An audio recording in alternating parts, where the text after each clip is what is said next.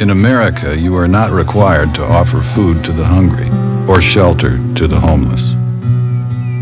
There is no ordinance forcing you to visit the lonely. In fact, nowhere in the Constitution does it say you have to provide anything for anybody. Thank you for all you've given. Imagine what more could do.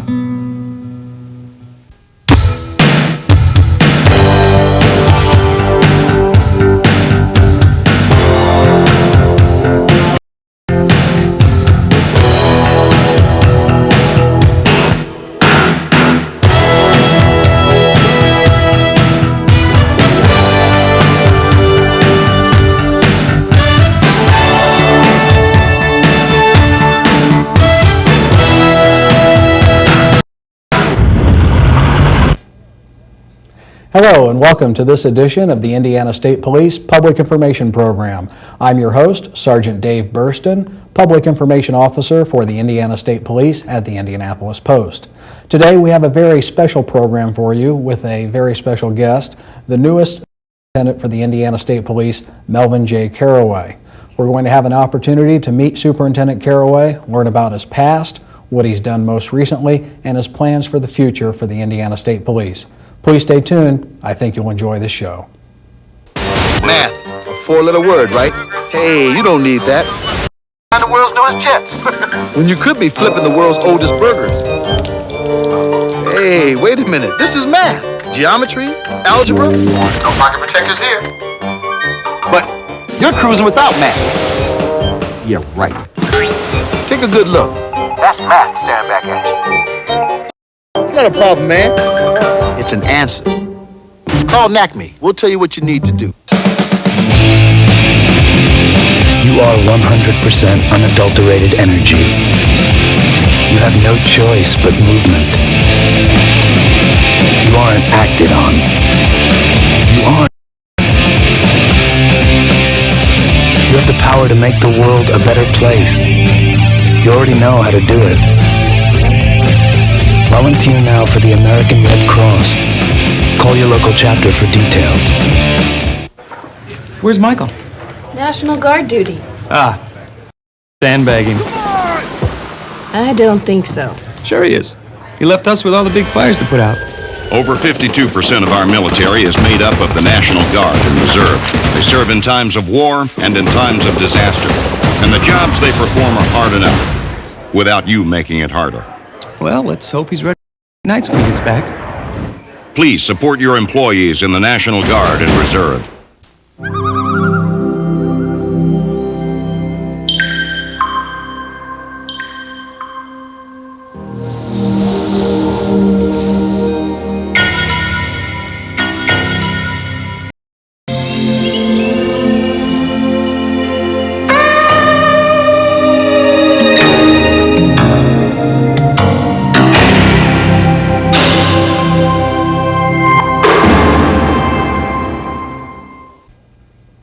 Hello and welcome to the program. Superintendent Carraway, first let me start with thanking you for taking time in your schedule to come out here. I know you've been very busy. My pleasure. My pleasure. It's been a couple of, well, not even a couple of hectic weeks. It's been one long hectic week, hasn't it? Yeah, a week and about 2 days. A week and 2 days. Who's counting? Well, what I'd like to do, Sure. with your permission, is start out telling our audience who is Melvin Carraway. Where'd you grow up? Where'd you go to school? Oh, sure. I'm originally from Oklahoma. However, my parents are transplanted back here to Indiana. So What brought them here? Well, just traveling north. I don't know. But don't tell me this is where the car broke down. I hope not. Okay. No. Okay. But this is where I spent a great deal of my childhood here in Indianapolis. On the east side of Indianapolis, going to public school and to Shortridge High School. Some real nice memories about that. But after that, I attended Heidelberg College in Tiffin, Ohio, and did 3 years of military service. And after the military, back to Indiana and joined the Indiana State Police. What service were you in? I was in the Army. I All was right, glad to hear that. Okay. Yeah, I was in the Army. I was in military intelligence. So, fun time, a learning time. After college, it was one of those periods where I wanted to take the time off to really figure out what I wanted to do. And after that military service, it was straight into the Indiana State Police. What made you decide to start a career with the state police? Well, I thought originally that I'd end up in law enforcement or public service one way or another. I think a lot of others that come out of the military, your interest is to find something into that federal regiment. And I began to look at law enforcement. The background that I had in military was military intelligence, so it was a natural progression to this. And the Indiana State Police was very high on my list of agencies to consider. And like I said, I came out in October of '78 and straight into the State Police Recruit School in January of '79. Did you apply to other agencies, or were you focused and just put one I in? think I was in the stages of preparation to apply to other agencies. The first thing I wanted to do was to get back to Indiana. And so I started with the Indiana State Police. As the saying goes, back home in Indiana. Indiana, that's right, that's right. Yeah, that was kind of a similar track for myself. Yeah. It's been good, it's been great thus far, so no complaints. Now, looking back on how you started Sure. growing up in the city, going to school, Sure. going to the military, for somebody that was contemplating a law enforcement career today, what words of advice would you give them?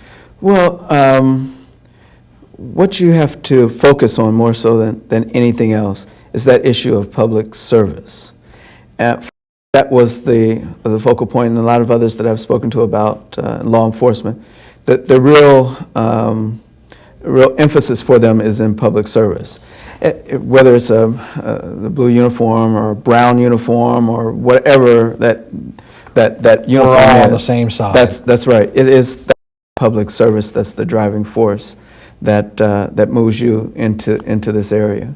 And what I would ask or to tell any young person that's thinking to go into law enforcement is that they try, volunteering in their community, helping out at maybe at a shelter, ways that they can be involved in service in their own communities to see if that's really the place for them.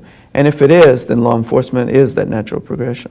I think that's some good words of advice to get involved in some type of public service to see if you are going to like that and enjoy that, Sure. Versus taking go through an academy, then get out, then That's start, right. and then find out, oh my goodness, this really wasn't for me. Right. So we're going to be right back after these messages, so please stay tuned. We've got a lot more interesting information for you from Superintendent Carraway. Don't go away. If you're not wearing a seatbelt in an accident, here's what you get. You get to hit the inside of the car. You get to suffer massive fractures and lacerations, ride in an ambulance, and listen to people talk about you.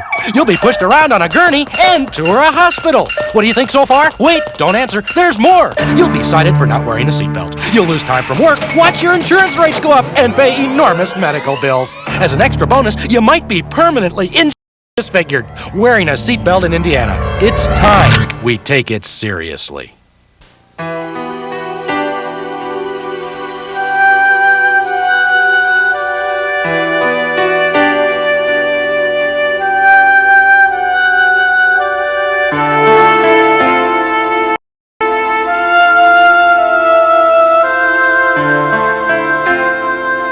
If you don't stop someone from driving drunk, who will? Do whatever it takes.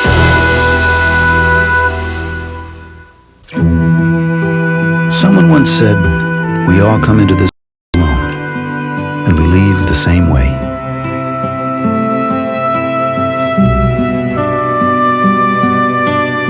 But in between, we have the chance to connect and help each other, to find ways you can do something to connect with the people in your community, called the points of light. Do something good. Feel something real. Hold on to dear life. We were on vacation at Lake Tahoe. And every precious smile. I was driving home and I fell asleep. I remember just wondering to stop rolling. When we finally did, I said, where's McKay? And my husband said, he's in his car seat. He was safe. Hold on to dear life.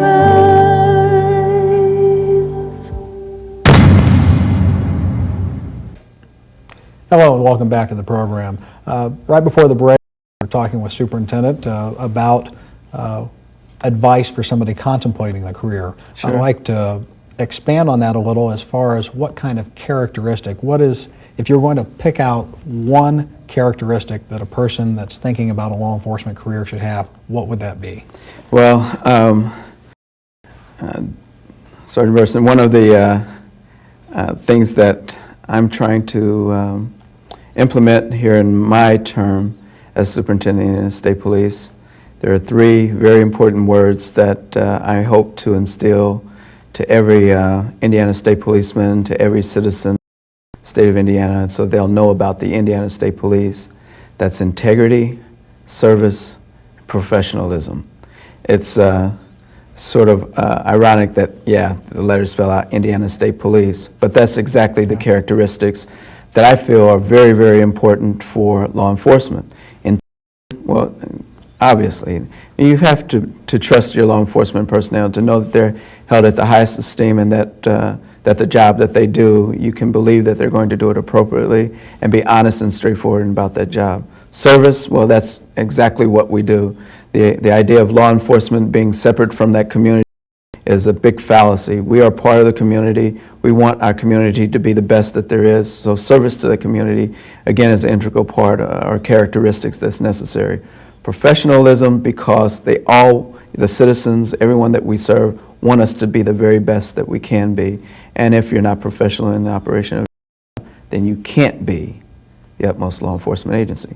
So those are the characteristics that I think. An excellent point. Is many times you hear people say that I'm not a salesman, that's why I do such and such position. Mm-hmm. And I have often said to people that all of us are in sales in one manner or another. And with the state police, we sell is Sure. a service. It's service, that's correct. And if we do not provide a good service, then we're not a good department. People tend to think that law enforcement stands alone in that, but our customers are the citizens of the state of Indiana. We need to know what our customers' desires and needs are. Their neighborhood may be crime infected. If that is a concern for us, for them, we need to have a solution to address that concern. If it is drunk driving, if it is drugs in their neighborhood, those are the problems that we all see. Well, the service that we provide is to eliminate all those things. And the interesting thing about the law enforcement profession is that we are going to have customers that we want to have and customers that we don't want to have, and those are the ones that take up a lot of our time, that require the most attention. Sure. When you look back over your career, like your career from the time that you came on in 1978. Like any other Indiana State Police officer, the beginning was on the road. And I worked the inner belt here in Indianapolis and became quite familiar with the city streets and the local law enforcement and county law enforcement agencies involved.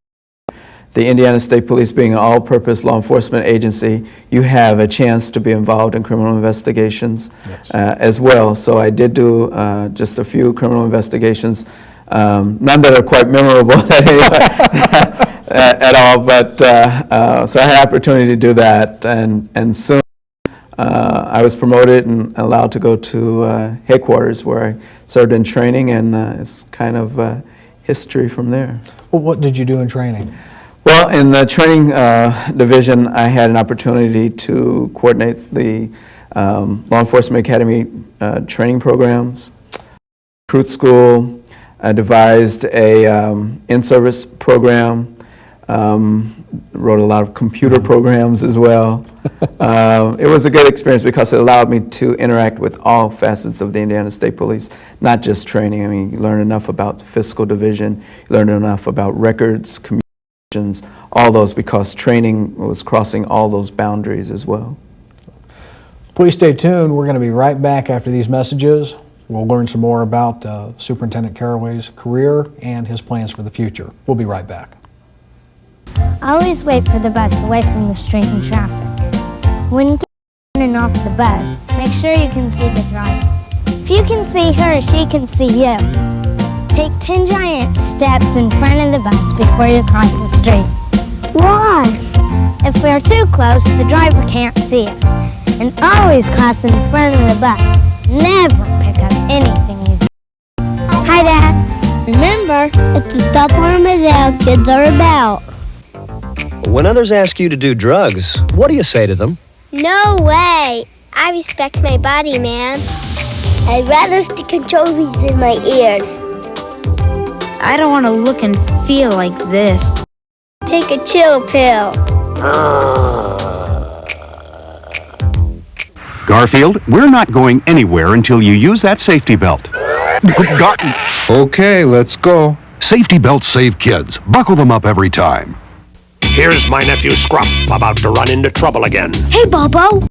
Video game. In here. Well, look at this. Uh-oh. It's my dad's. You want to hold it? What'll I do? If you get my new comic activity book, More Adventures with Scruff, you'll find out what you can do about bullies and guns. And you'll see lots of games. Cool. For your free copy of my new comic activity book, just write Scruff, Chicago, Illinois, 60652 and help take a bite out of crime. I want it. I want it.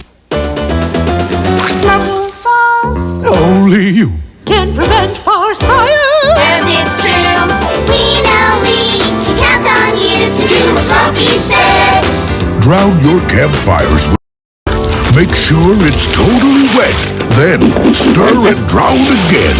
We know we can count on you to do what Smokey says. Only you can prevent forest fires.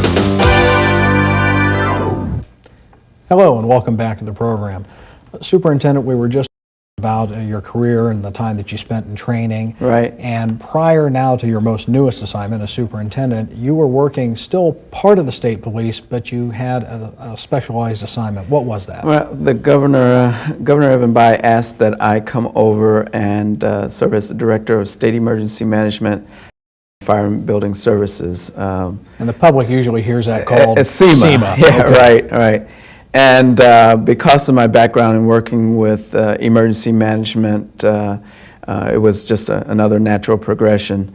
Emergency management deals with all of the natural, man-made, technological disasters that have occurred around the state.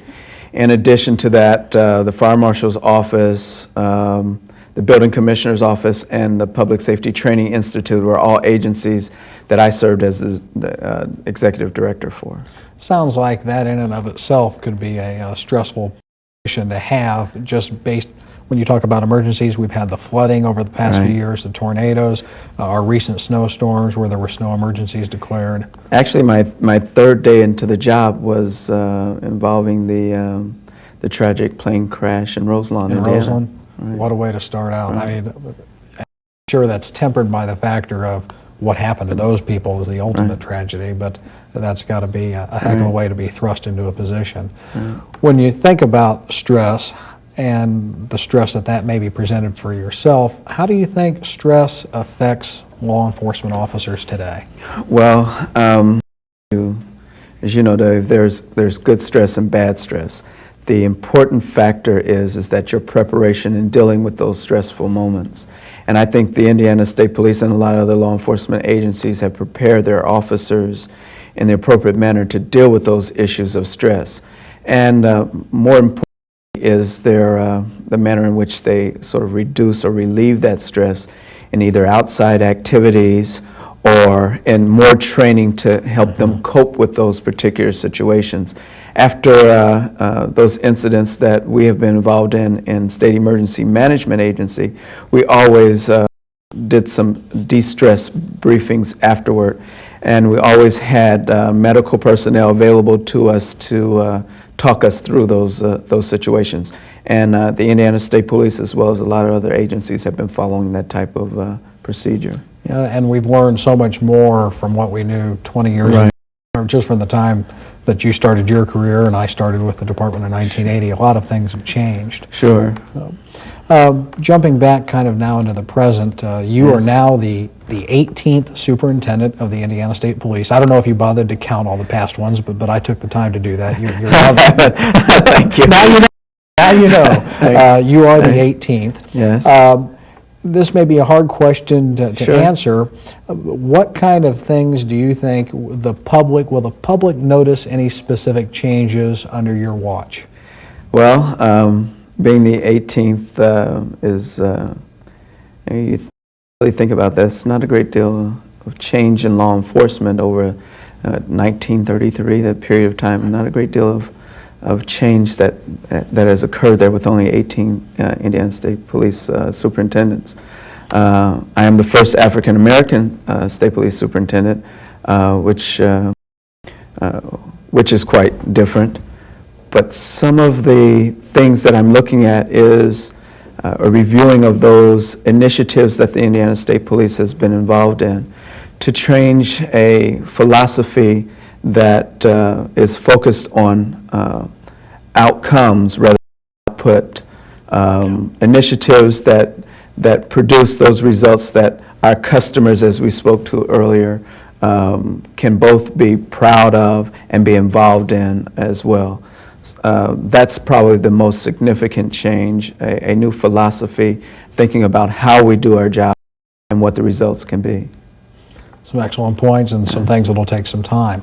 Please stay tuned. We're going to be right back. Don't go away.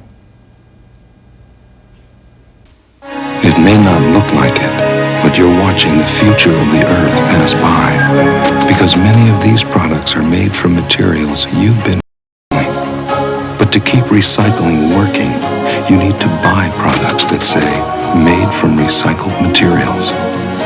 For all those next in line, it would mean the world to them.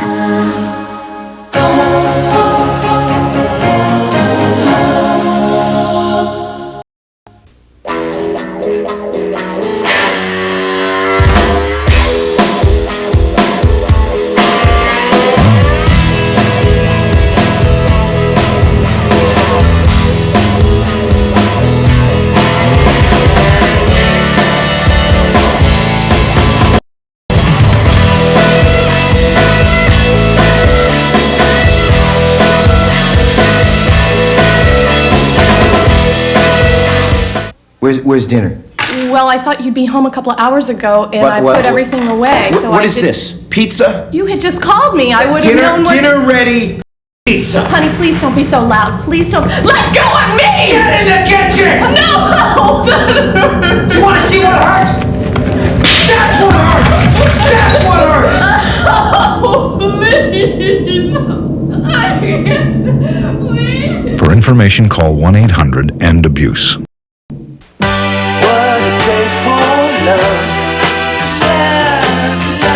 It's a day for love. What a day for love. It's a lovely day. The 90s, the 60s. In a world this dangerous, there's no such thing as a harmless drug. Talk to your kids about marijuana. Hello and welcome back to the program. Superintendent, to change gears a little bit, Sure. as we are approaching, everybody's talking about 2000, the new Yes. millennium, and Yes. and it seemed like a far, far away, and it's very close to us now. What kind of things, in your opinion, what kind of critical things will be facing law enforcement and citizens as we approach that time frame?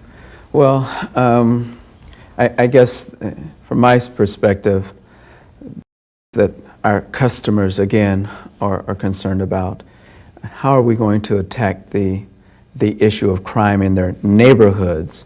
How are we going to attack the issue of safety on their roadways? How are we going to make certain that their needs are met and they feel safe in their homes as any citizen in the should feel? Well, law enforcement has a very important role in doing that, but to address those issues, we must be prepared to address them, whether that's through technology, whether that's through training, philosophy, and new tactics. This administration is going to be involved in all aspects. I am a bit of a technology buff, and I feel that as long as there's technology out there that makes our job more efficient, we ought to be able to use that.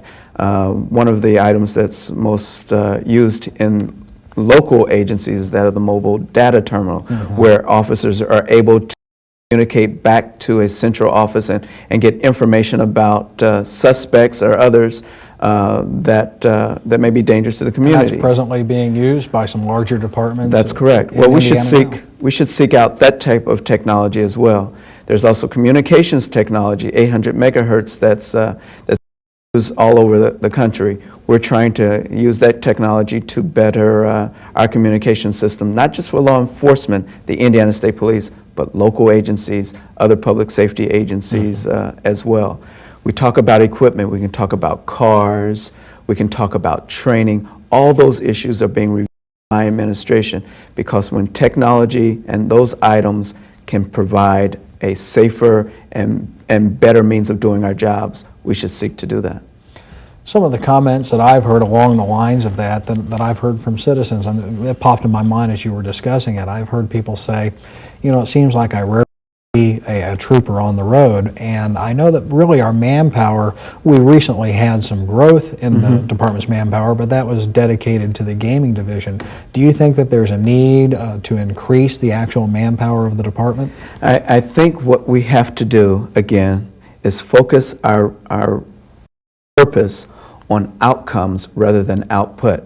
Meaning then, if there's a particular issue for a community, then the Indiana State Police, along with others in that area, should focus their attention to it. For instance, say there's a drug issue in a particular community, then we should manage resources to address that issue for a positive outcome. If that issue is a particular number of DUI accidents or other accidents for that road, we mass our resources to address that.